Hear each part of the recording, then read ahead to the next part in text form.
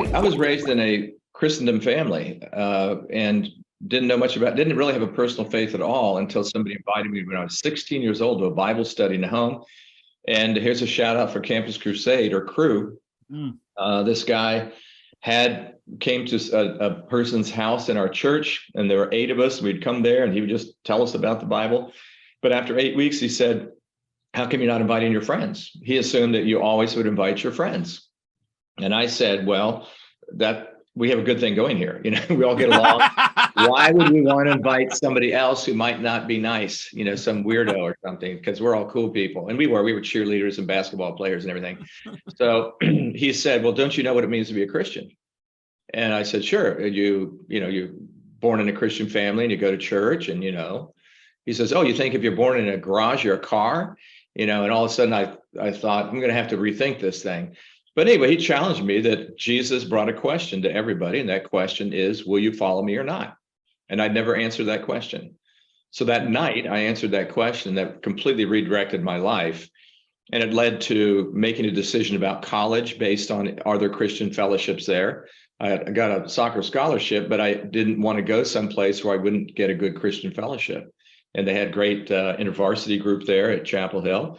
I made a decision about my wife, praying about that. We had perfect alignment in our desires, and we knew that this was forever. So all those decisions followed from a decision I made when I was 16 years old.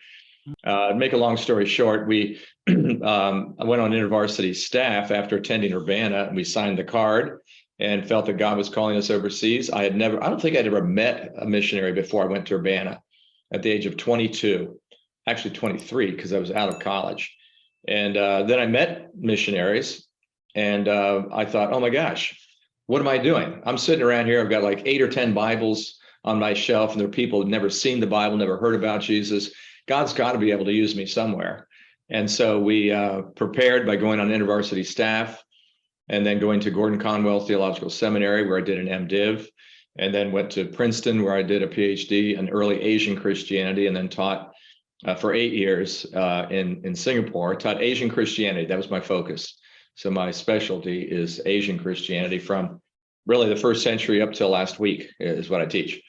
And then was not planning on coming back to the States, but within 10 days had 4 requests to interview for a job as a white male. I didn't have a book published, I didn't have an article published, I didn't have a resume. So I figured this must be from God. And so after the 3rd one, I told my wife. I didn't even tell her after the first 3 because I didn't want to leave. I had so much work to do there. But then we took the job at Pittsburgh Seminary because they had never had anybody teach mission in 202 years.